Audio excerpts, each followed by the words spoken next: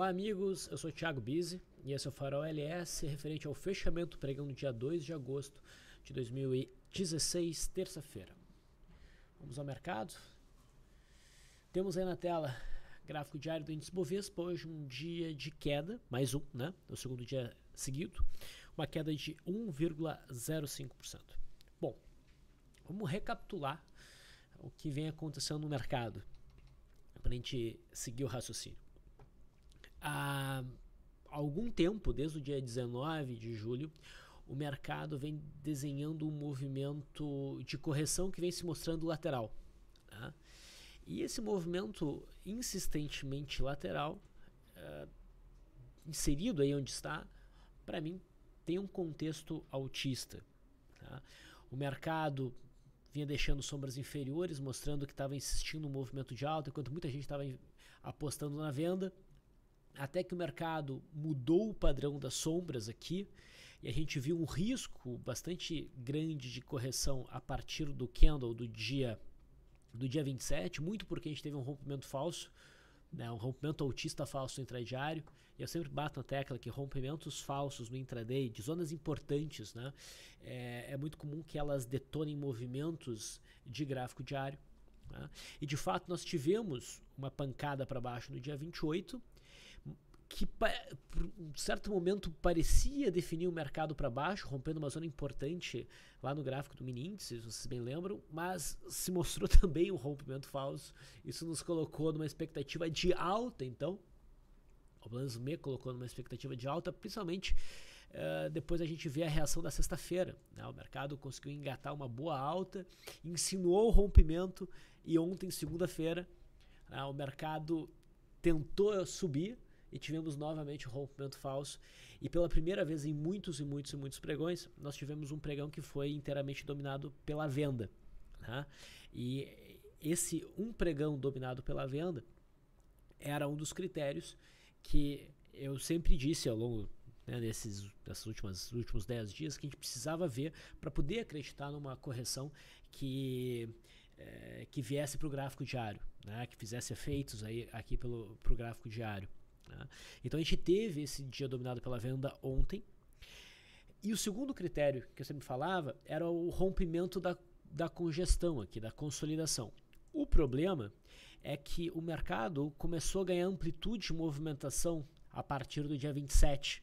Né? Ele começou a fazer swings no intraday mais amplos e começou a quebrar a definição das estruturas que delimitavam essa consolidação.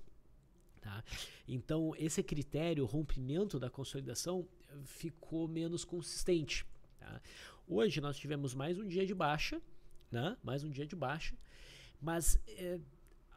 não dá para dizer que o mercado rompeu, não dá para dizer claramente que o mercado rompeu essa consolidação. Na verdade, a gente já não tem mais muito essa consolidação. Né? Ficou um cenário meio complicado. Mas assim, a gente vai ver até que o mercado, deixa eu mostrar aqui no gráfico do mini índice, tá? O mercado, olhando com um pouco mais de cuidado, tá? O mercado começou a desenhar um padrão de, uns chamam de alargamento, outros vão chamar de sanfone, tá? Não alargamento reto, apenas alargamento. Então a gente basicamente tem uma linha que conecta esses topos, né? A gente pode dar uma modificada nessa linha para encaixar um pouco melhor aqui, e a gente tem uma linha que conecta esses dois fundos, e dessa maneira nos traz um alvo mais ou menos aqui, que reparem, foi respeitado hoje de novo. Tá? Então esse aqui é o gráfico intradiário do mini índice, a gente teve uma bela queda, mas o mercado respeitou uma linha de referência desse megafone aí. Bom, então fica difícil dizer, que, apesar desses 2 dias de queda, que o mercado vai realmente corrigir. E mesmo que venha a corrigir, isso para nós é ótimo, é saudável, até em relação às operações que a gente vem passando nessa análise. Agora a gente já está basicamente líquido, né? A gente não abriu novas posições significativas nos últimos pregões, né? E então, se vier uma queda, vai ser ótimo para até abrir possibilidade de a gente buscar novas posições. Seria bastante saudável a gente ter um movimento corretivo até os 54.500 pontos, mais ou menos. Tá? Agora, eu não tenho muita firmeza de que isso vai acontecer. Tá? E eu não apostaria em venda no índice, tá? Porque logo aqui a gente tem a média móvel de 21 períodos, um pouco abaixo a gente vai ter o topo lá de abril que foi rompido e a tendência é de alta. E o mercado já passou um bom tempo corrigindo aqui de maneira lateral, indefinida agora com esse alargamento também. O que não nos impede de fazer vendas pontuais, né? Como por exemplo, ontem nós tivemos venda em Uzi Minas e ela vai fluindo favoravelmente. Aqui é um cenário bem específico, né? Agora no índice, eu acho que é um cenário um pouco complicado. Tá? Vamos voltar aqui ao gráfico do índice, vamos dar uma olhadinha no mercado americano. O mercado americano hoje também teve um dia um pouquinho mais forte de queda. Tá? A gente segue abaixo desta LTB, tá? Então não tínhamos um sinal de retomada do movimento, a gente precisa do rompimento dessa LTB, mas agora o índice Dow Jones bate tanto no topo histórico que foi rompido, tá? Quanto na média móvel de 21 períodos. Tá? Então também é um ponto complicado para apostar em vendas. Vendas a gente foca mais no intradiário. Talvez o mercado corrija um pouco mais. Eu até tinha feito uns fibos aqui, né? A gente pode fazer este fibo dessa última perna. A gente repara que hoje, além de tocar a média móvel de 21 períodos, a gente tocou a retração de 0,382. Se o mercado rompe essa região, daí é de se esperar que o mercado americano venha buscar essa próxima região aqui. Né? A gente pode até fazer um outro fibo, a retração, né? Do movimento inteiro. E daí a gente identificaria nessa região a retração de 0,382. Então, aqui a gente tem uma zona de alvo e perdendo essa região, aqui nós teríamos outra zona de alvo. Tá? Acreditar no movimento de alta somente no rompimento desta LTB com candle de força. Tá? No S&P 500 futuro, a gente também teve uma tentativa frustrada de romper esta consolidação. Essa tentativa frustrada derrubou o mercado e o mercado conseguiu alcançar agora a média móvel de 21 períodos. Tá? Não alcança o topo histórico rompido, não alcança a retração de 0,382. Ainda teria espaço no S&P 500 futuro para cair um pouco mais, tá? Sem problema. Mas não necessariamente o mercado tem que buscar essa retração. Tá? O fato de a gente não alcançar a retração mínima, que é 0,382 aqui, o que nos diz? Só nos diz que a gente não deve buscar trades de correção, ou seja, compra, entendendo que testou a média móvel de 20 períodos, e daí a gente espera que suba. Não, o mercado tem que cumprir a retração, teria que cair mais para justificar uma operação dessa. Enquanto isso não acontece, operações aqui só através do rompimento da resistência. Então é algo bastante parecido com o índice Dow Jones, só que o Dow Jones a gente tem a LTB. Né? E por que eu sempre olho o mercado americano? Porque querendo ou não, o mercado americano impacta o nosso mercado, sem sombra de dúvida. Tá? Voltamos então para o gráfico do índice Bovespa.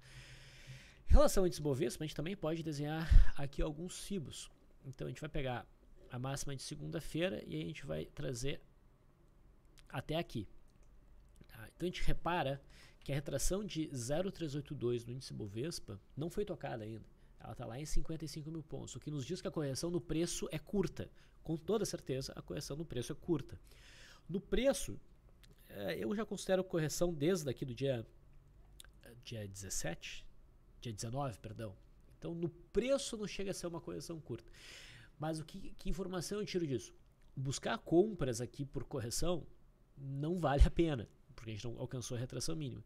Então, a gente tem que torcer realmente para o mercado conseguir corrigir, vir para essa zona, e daí a gente pode abrir espaço para compras por correção. Enquanto isso não acontece, o melhor é operar na base do rompimento. Tá? A gente tinha esse alvo no topo de maio, tá lá nos 55.500 pontos. 58, 58.500 pontos. Mas assim, conforme o mercado vai consolidando abaixo e próximo dessa região, tá, essa região começa a perder um pouco da sua importância como resistência e começa a ganhar importância a região aqui no curto prazo, por volta dos 57.300, 57.750 pontos, tá? Então, se o mercado consolida bastante aqui e rompe essa região, eu não vou me incomodar muito com a resistência que a gente extrai desta região aqui, tá? Um outro ponto que talvez vale a pena mencionar em relação ao índice, tá, é que nós temos aquela LTB de longo prazo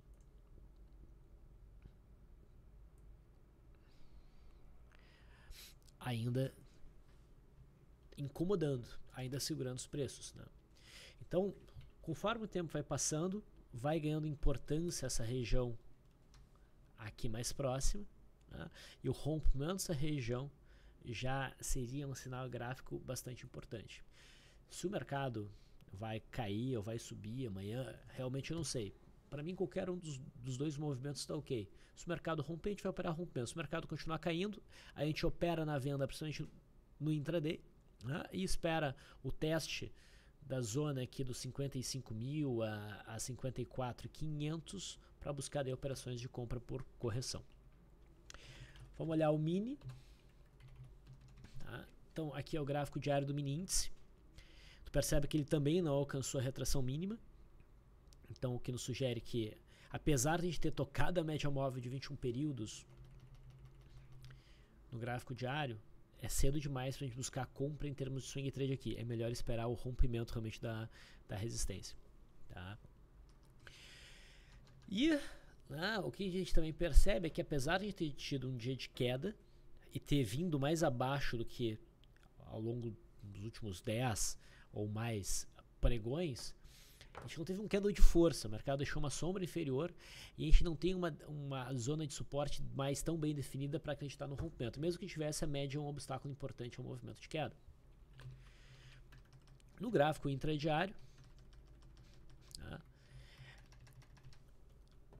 o mercado, vamos dar um zoom aqui, está meio rabiscado demais, né? Mas ok. Esse aqui era o fechamento de ontem. Tá? Eu realmente não tinha nenhuma convicção em relação à direção do mercado para o pregão de hoje.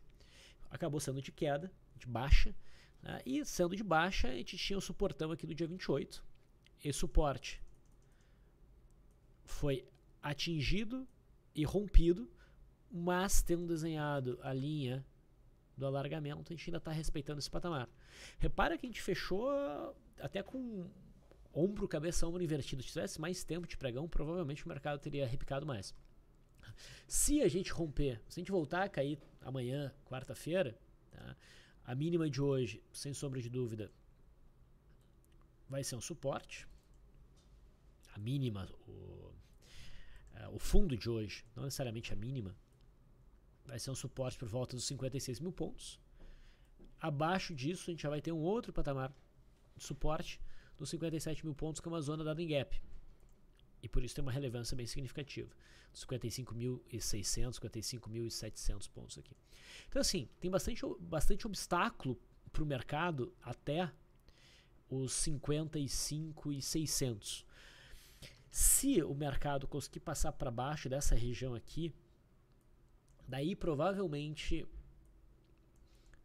um movimento de queda ganharia a fluidez e amplitude. Aqui a gente tem um suportão bem significativo. Isso aqui já não é mais tão significativo. Ok? Esse canal aqui acho que já dá pra deixar mais fraquinho. Enfim, e o dia de hoje, né? Gap de baixa, o mercado acabou rompendo para cima. Chamou muita gente na compra pelo rompimento da linha d'água, mas era um rompimento de linha d'água um pouquinho complicado pela média móvel de 200, simplesmente pelo caráter sobrecomprado que o mercado ficou nos 5 minutos. Esse tipo de cenário onde eu prefiro esperar um pullback na linha, e no final das contas o pullback foi uma barra elefante baixista que derrubou o mercado, né?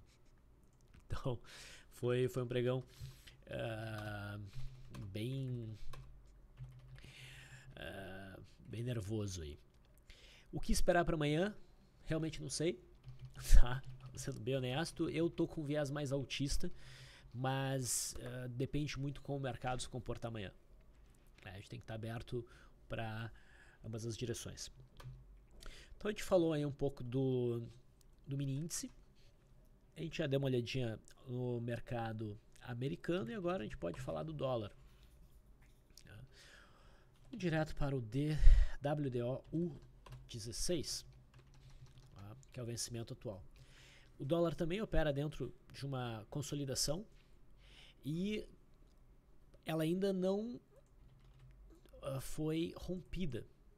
A gente teve um dia inicialmente baixista no dólar, mas o dólar depois recuperou e se mantém dentro desse retângulo. A gente precisa do rompimento para baixo ou para cima, qualquer um dos lados que vier a romper deve oferecer uma boa oportunidade de trade. No intraday, a gente teve o início do dia marcado por uma barra elefante que derrubou os preços com boa intensidade.